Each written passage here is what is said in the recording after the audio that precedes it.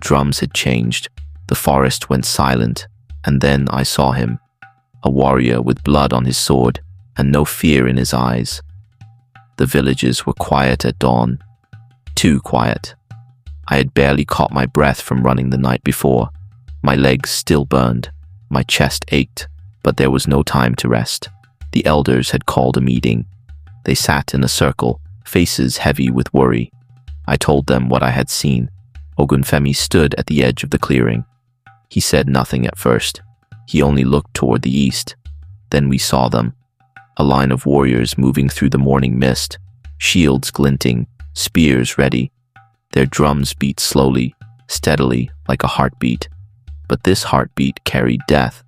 They were not raiders this time, not a few men looking for gold or cattle. This was an army, a real army. The enemy kingdom had come. Ogunfemi turned to us, his eyes cold. "They have numbers, but they lack spirit," he said. The villagers murmured. Some shook their heads in fear. I could see the sweat on the elders' brows. Mothers clutched their children. Fathers gripped hoes and sticks. It was all we had. Ogunfemi began to move. He did not run. He walked forward, sword in hand, white chalk marks glowing faintly in the morning sun. Each step was steady, each breath measured. The army noticed him. They hesitated for a moment. A mistake. Then a horn sounded. The front line surged forward. Shields clanged, spears pointed. Ogunfemi met them alone. I ran to follow, but he stopped me with a look. "Watch, learn, do not interfere yet." The clash was terrible. Spears flew, shields shattered, men cried out, but Ogunfemi moved like the wind. Every strike was precise, every step calculated. Yet there were too many. This was different from the raiders. The enemy had discipline. They moved as one. A spear grazed Ogunfemi's shoulder. He did not flinch. Another man swung a sword. Ogunfemi caught it mid-swing, broke the blade, and sent the attacker sprawling. I watched, frozen and amazed. But even as he fought, the enemy pressed. The village gates shook. Smoke rose from torched fields. Women and children were moved to the far edge of the forest. Ogunfemi fought and moved backward slowly, guiding the enemy away from the village.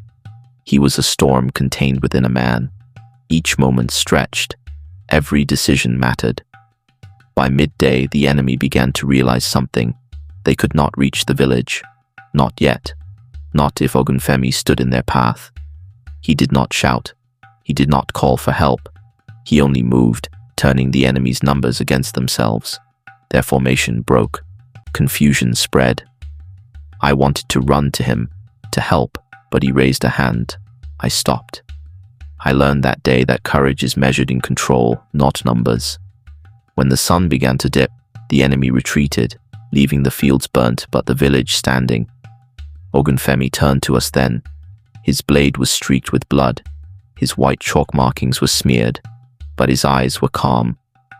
"They will return," he said. "This is only the beginning, and when they come again, we must be ready. Every village, every man, every woman, every child." I nodded, understanding more than I ever had. War had returned, and this time, it would not leave until it was finished. I realized then that our fate rested not just on Ogunfemi, it rested on every one of us, and the courage we could find in ourselves.